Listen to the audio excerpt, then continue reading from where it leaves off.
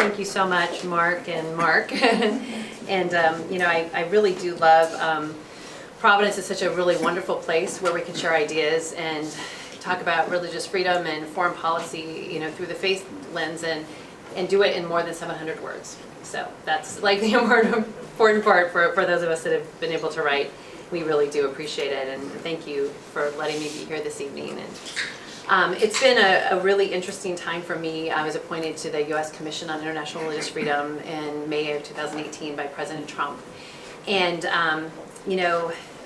it is just, I've really dove all in, if anyone knows me, and tried to do as many trips and as many briefings and tried to learn as much as I could. I'd previously been chairman of Hardwired Global, an organization that does training with religious freedom around the world, and in Iraq and Sudan and Nigeria and different places. And so my family had been involved in these issues for a long time, so this was really special for me to be able to speak into religious freedom from this position.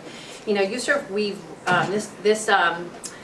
commission is, it's been really exciting too to be a part of a bipartisan commission that we always say there's no daylight between us. You put the Republicans and the Democrats together, and if there are any disagreements, it's never really partisan.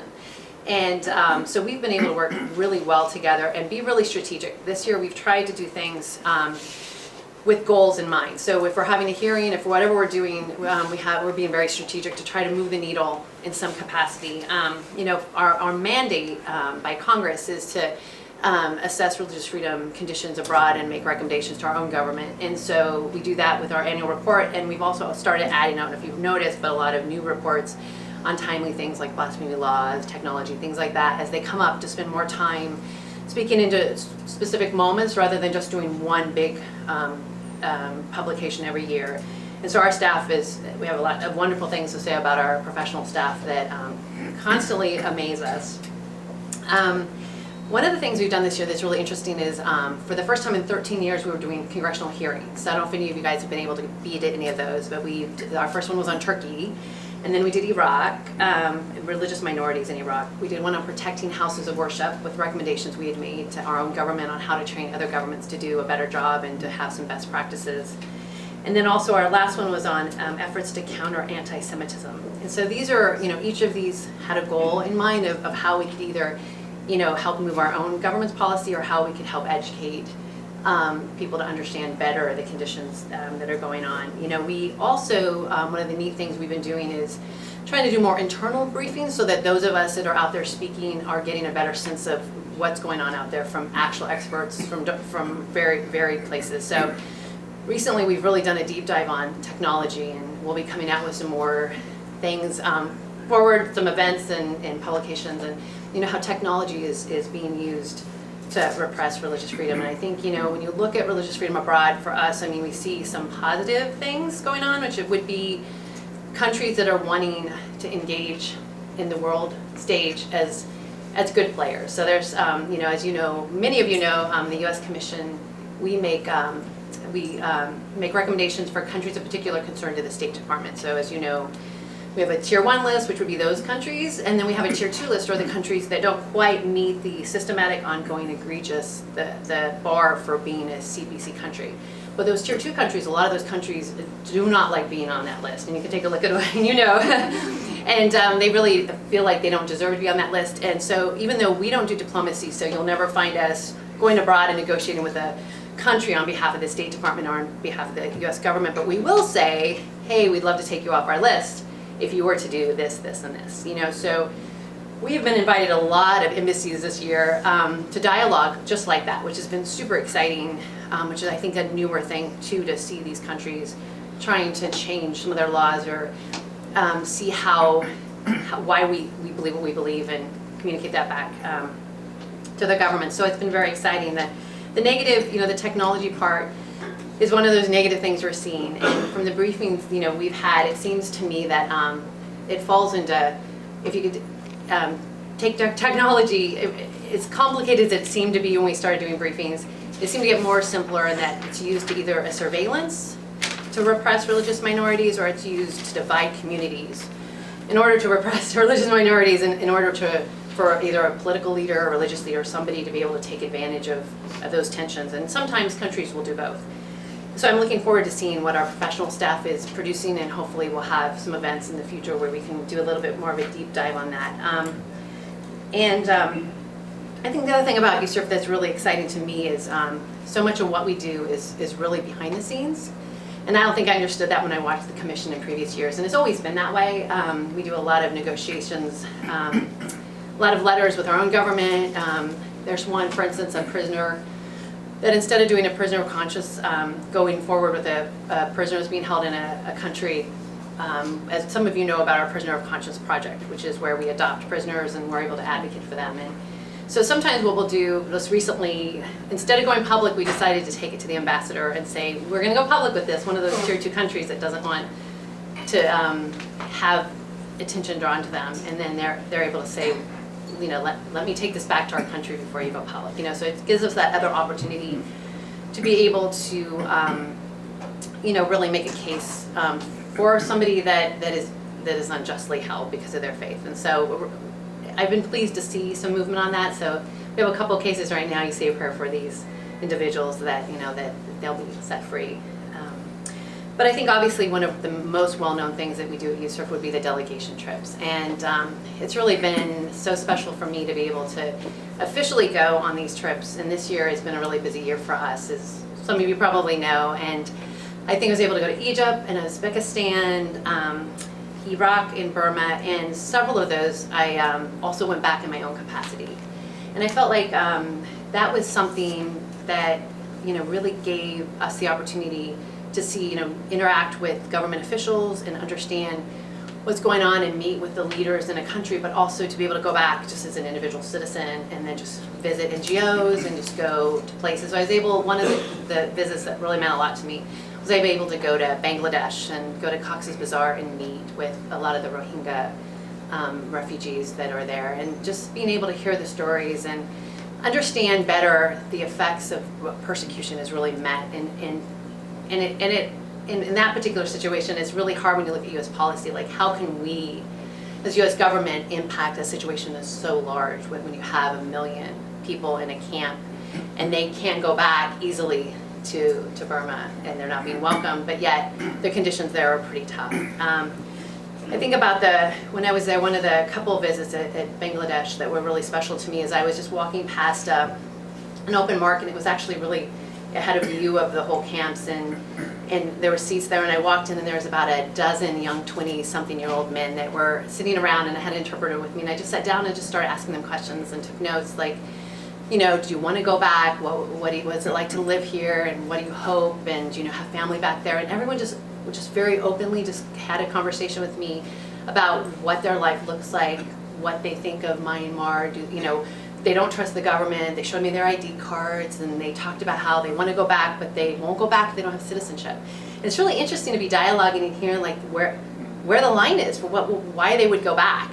And I really had not understood how they won't go back unless they're offered citizenship. And so, as some of you know, Bangladesh tried to get some of them to go back, and no one showed up for the buses. But I think what was the biggest surprise for me in Bangladesh was meeting with about 9 imams, and they ended up being the most emotional group that I'd met with.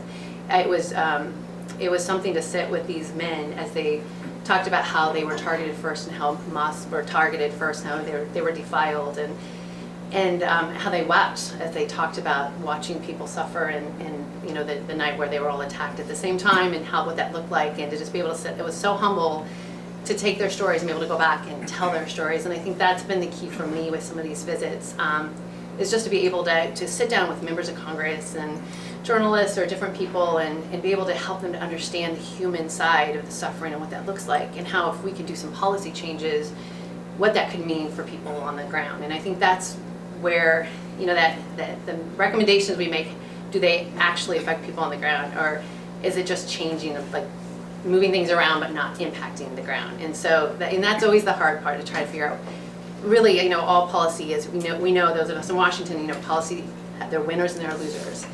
And how does that work when we're making these recommendations? Who are going to be the winners and who are going to be the losers? And trying to figure out what that looks like, to me, is always a big piece of the puzzle. And when I'm able to go out on a trip like that and meet people and try to think through, like, what could happen here. And And I think one of them that has meant the most to me is Iraq, a place that I've worked. And a lot of us here, it seems, have worked in Iraq and care deeply. And so it's been a tough couple months watching. And a lot of good things that you're seeing this positive civic nationalism, which I didn't know existed in Iraq, where people said, love my country, I'll die for my country, and I'm not going to let it be ruled by Iran anymore. So that has been an exciting thing, and it's actually a victory. But then watching these young people get killed and watching Iran continue and the militias continue to be a part of this and not let go has been tough, and I know a lot of you are watching and feel the same way. So I was able to go to Iraq this summer on an official trip with USERF. And it was, we were able to get a waiver, I think, to be able to go because they were on a drawdown. And part of it is we were investigating the concern we had that USAID and others have pointed out to us that the way the militias have impacted religious minorities in the Nineveh Plains in particular. So that was one of the main reasons that we went. And we were able to meet, with USAID and a lot of the groups doing amazing work, Heartland Institute and others, of course, Samaritan's Purse, and what it looked like. They, of course, came to us in the embassy compound. We didn't get out a whole lot. I was able to get out one time, and that was to speak at the Yazda 5-year anniversary, which for me, being involved with the Yazidis early on and with my family, my daughter who's here, it was really close to our hearts to be able to be a part of the Yazda event with them. The one thing that we kept coming back to is, all the Christians who have left and all the religious minorities, the Yazidis that have left, how do we get it so that they have the option of coming back?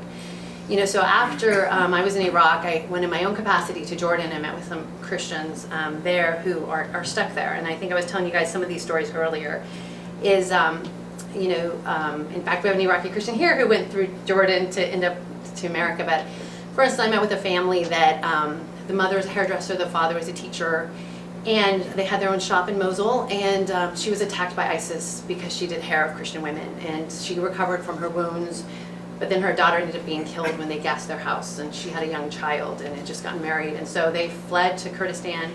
They were put into a metal box, kind of a lot of them lived in like metal containers in the refugee camps, but it got so hot that 2 of her children developed a degenerative eye disease. So they went into Jordan, got surgery for her children, and but while they're in Jordan, they can't work, the kids can't go to school. Their food is only provided by NGOs, the goodness of other people. And these are people that were well known in their community, that were leaders, and now here they're living on the goodness of others.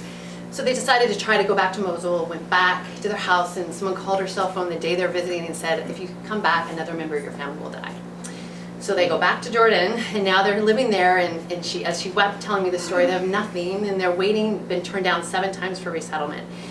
And, I heard story after story, and I was retelling this one story a couple times dramatically, and one of the hosts that had taken me there said, you make it sound like it's this spectacular story, they're all the same, they're all that spectacular. And you're just like, oh, that, it's hard to think of all the suffering that's still going on with a group that we identified as being genocide survivors, and yet they're stuck. And so I really wanted to better understand the conditions. So I was able to come into, had some local people bring me into to Iraq and Syria, and be able to, in November, to do a trip in my own capacity. I was able to go to Mosul, and I met with the governor of Nineveh and the mayor of Telfek and Hamadia, and it was in here, like, why, and of course the stories are very much the same. If you've read any of the articles I've written for the magazine, I had to drive through 11 checkpoints.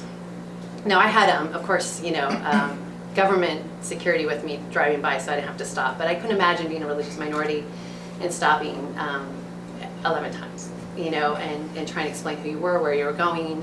And then you wonder why coming back doesn't seem so appealing to the religious minorities, and a lot of Hezbollah flags everywhere. I might want to throw that out.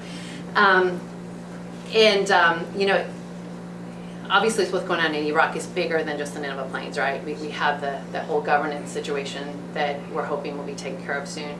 But there is, the Nineveh Plains is a place where there has been, historically one of the most diverse places religiously in the world. And they had a culture where they respected one another, they lived together freely. And of course, extremists came in and changed all that. years ago. I mean, so it's been progressively getting, as you know, progressively getting worse. So it's not like it just was ISIS. ISIS was the last straw kind of for them, it had been leading up that for several years. But when you look at the Nineveh Plains, you see that like self-governance is probably the only way Christians and religious minorities are going to come back. They're just not going to trust someone else to protect them. And that's the one thing I got over and over again when I talked to people in Jordan, when I talked to Christians that were there, is that fear of not trusting the security situation because somebody that you don't know if they're going to really protect you or not. And so, you know, it does seem that makes a whole lot of sense. And I know people have been talking about that for years and years. And some people are afraid that it's just we've waited too long. But I'm not going to give up on that. The next place I wanted to mention too was I was able to go into northeast Syria. And, you know, the autonomous administration of north and east Syria has been a place that at USERF we have called the model for religious freedom in the Middle East. It's the best kept secret in the Middle East. It's really a remarkable place where the government has the consent of the people, where there are layers of democracy there, where people have a right in the way that they're governed, and they're allowed to proselytize, and you just don't see that in the Middle East. When I was driving down the street, I saw, you know, church after church and steeple after steeple, and obviously a lot of Christians have left because of the Turkish invasion. And I was able to go down to tell Tamar when I was there, it was a break from the Turkish invasion. I wasn't planning to go to the front lines, and I've apologized many times to my family for that because I promised I wasn't going to the front lines. But they had been in a lull, so I went ahead and went down, and it was really humbling to see the conditions, you know, the neighborhood that was mostly Christian that was destroyed, and talking to the doctors and how many people, I think they had 167 die that they were working on in that one location. So they are traumatized by what they've seen by all the civilians, and it's hard to watch. And I think that when you look at the northeast Syria and you look at the Nineveh Plains, we wrote an article in Providence about this. It really it is freedom on the border of Turkey and Iran. It is a threat to them because it is the way you beat Islamic fascism. Is you beat their ideology by showing them what freedom looks like. And so we have these two spaces that could actually the best way to defeat their ideology. And you look at places like Afghanistan, you know, we're not going to win against these forces with just money and just military. We have to be able to win the war of ideas. And by strengthening these places where there's already freedom, because you can't make people respect one another and make them respect each other's religions. You have to find these places where it already exists, and then you have to support it. So, you know, we believe it makes sense. Not USERF, but me personally and others, we haven't made a recommendation on these, but just so you understand, I'm speaking in my own personal capacity for these two, is in particular Northeast Syria to acknowledge their, giving them political recognition as a state in the future Syria, as a way of carving out sanctions and really supporting them so they can protect themselves, so that they're not always waiting for us to come in and save them if Turkey or someone else comes to their border, although it does make a lot of sense for us to support them as much as we can. So anyway, it's I've, you know, fortunately been meeting with a lot of people in the administration and Congress, and really a lot of interest. It's been we're having a lot of wonderful conversations, and you know, these are the kind of things we need to think through, like how can we make conditions better in places that we can actually move the needle, and these are places where our policy can have a huge impact. You know, in having said that, you know, USERF, obviously we've spoken a lot into, you know, the Uyghur situation and with the Rohingyas, because even though maybe our policy alone isn't enough to change China from what they're doing, but we could still impact things, get US companies to stop working there. I mean, so USERF can play a lot of different roles, but we can look at ways too that we can actually move the needle on the ground, and I think these two spaces in particular are two of them, so I just wanted to highlight those personally. And just to say again, thank you for letting me be a part of your evening and being willing to listen to me talk about my passion. I could go on another couple of hours, but I'm going to try to be polite. I know a lot of you I've talked one-on-one with these, and if not, I'd love to, you know, if you're interested in talking further, I'd be glad to do that too, so thank you. Does anyone have any questions? I guess I'm allowed to take any questions. I'm an intelligence analyst and a former diplomat, and a couple of things are frustrating me, particularly with that Brunei situation. Now, world pressure seems to have stopped the executions, but I never heard a peep about the vivisective punishments. As far as I know, those went ahead. Why doesn't the U.S. government have a SWAT team of moderate imams that can be there in Brunei in 48 hours and go talk to the clergy and say, no, this is not what the Quran means. Interesting. Why am I not allowed to quote the Quran in diplomatic notes? I can name 6 times in which the black pen came out. Why can't we demarche mosques as well as governments? Are we so afraid of using Islam as a tool for sanity that we have to reject all those possible approaches? Wow. You know, those are really a good idea about having imams available to come in and speak into these issues, because I do believe that, you know, it's a very thin slice of radical that we're seeing in that movement, and those voices that are good Muslims that are following their faith in the way that it was meant to be followed, that having them be stronger voices makes a whole lot of sense in a lot of these countries. So I love your idea. So we should talk further with you about that as a recommendation. And those are the kind of things where if we're not dealing with the ideology, we got to get to the symptoms, because like ISIS, for instance, you know, we beat ISIS, but the ideology is still there. So they're going to come up as a different name. You know, we have to in with young people, and you know, how do we show them what freedom looks like so they want that, instead of wanting to have this oppressive kind of government that ISIS promises them. And so, but those are all, I wish I had better answers for all of that. Those are really, really interesting. Yes?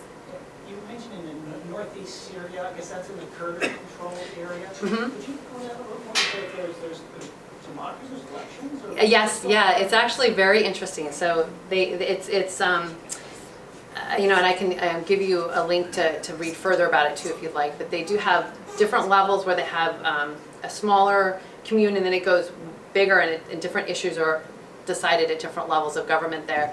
And it's really an interesting project, that they call it their project because it was a project that they put together. I was able to meet with a strategist that helped. who is they? The Autonomous Administration of North and East Syria. So unfortunately they've changed their name a couple of times, and it's gotten a little confusing. And one time I was told right, this is really they're better known by their security force, which is a Syrian Democratic Force. And so those are rock stars, and I'll be honest, it's interacting with them was super impressive. And the other thing about Northeast Syria that I have to bring up is women governing is really remarkable. And even when I was with the general of the Syrian Democratic Forces, women were around the table with him in fatigues too. So women have a really big role in the governance there, and more so than probably the West. And so it really is, like I said, the best kept secret of of Middle East. Yes. Nadine, thank you so much. I'm so glad to hear you talk about that, because Bassam is a very good friend of mine. He's from my church, actually. Oh wow, wonderful. Yeah, and there was some fake news that came out about that area, and it seems like there's a lot of pushback, and I don't know if it's all coming from over there, but even when I've mentioned it sometimes to members of Congress, they kind of said, well, you know, that's a great idea, but they don't have the power. Is there a way that we can convince members of Congress more about that? Absolutely. I feel like the tide is changing with members of Congress. I've been speaking to a whole lot of them, and have been getting a much better response. What I do find is a lot of them are like, where? What? So it's a lot of new, and then for others, they've been watching, and you know, they just don't know a whole lot of what's going on. You know, they don't have lobbyists in Northeast Syria at the same level. They have representatives, but some of their enemies have full-time lobbyists that hire former members of Congress that come in nonstop and talk bad about them. So, you know, they're not at an advantage in that respect, but you know, truth, you don't need to hire as many lobbyists, but you still need to get the truth out. You know, so I've found that meeting with people and just sharing information that we have picked up in Congress, some pretty enthusiastic advocates recently. Yeah. What did you see in terms of effective or ineffective practices in the refugee camps that surprised you? Which ones? I guess the ones that people mostly fled to and got stuck in, and yeah. You know, I was right. Again, it's hard for us to envision unless we've been there. Yeah. What were some, as someone who does not know much about refugee law or the logistics of running such facilities, what stands out that we should know? You know, well, yeah. So, treatments. so you know, they're different depending on where they are in the laws and the country where they're at. For instance, the ones in Bangladesh where the Rohingya Muslims are, I spent 2.5 days there, and in fact I just read today that Bangladesh is going to allow the children now to go to school, but they've only been allowed to go to school for 2 hours a day. So when you have 14-year-olds that can only go to school for 2, and they're done schooling at 14 at the Rohingyas, and so most kids I met and all the young people I met, all they talked about, they wanted to go to school, they wanted books, they wanted to learn. It's very frustrating to be a young person to be stuck in a small area, and you feel like you're kind of in a prison, and then if you don't have the ability to at least learn. And so that was a big part of it. I constantly hear, and when I was in Iraq visiting some of the refugee camps from Syria, it seems that food is always a scarcity that they should have more of. Even though they're being given food, it seems like that's always a request that they need more food. And so, it's a really tough existence for people in these camps, and they constantly need people to advocate for them. Fortunately, the U.S. government is very supportive. I know the UN comes into some of them. It just depends on if they've been invited in. And where I know in Iraq, I don't think the UN was, the food program wasn't there. They were being fed by Iraq, and so it just depends on each camp is like a little different. But the conditions there are really challenging, and I think that most of the host governments don't want it to be a permanent thing, so they're not in a big hurry to make it over-welcoming. So if they can go back, they will. So there's that kind of in-between thing where they're allowing them to come in, but it's a heavy burden for the host country a lot of times. Yes? In the Kurdistan camps, are there some cases where are the Christians separated out from the Muslims, or how does that work? Does that happen all the time, or sometimes? Most of the Christians I've met with have not been in the camps. So the camps tend to be a tougher place for Christians. So to be honest, I haven't really, I did meet with some Yazidis in the camps. There were definitely Yazidi areas, but most of the Christians, Christian refugees are cared by like NGOs in different places. Yeah, that's the ones that I have met with have been that way. But I know it's not completely the case for everybody. And that's some of the problems too with them getting resettled, is they're not in the pipeline in the camps a lot of times, so they're at the bottom of the list, so they don't get resettled as quickly. Yeah, that's great. We'll hand it back over to you, Mark. Thank you so much. Hey, thank you guys, Yeah. appreciate it.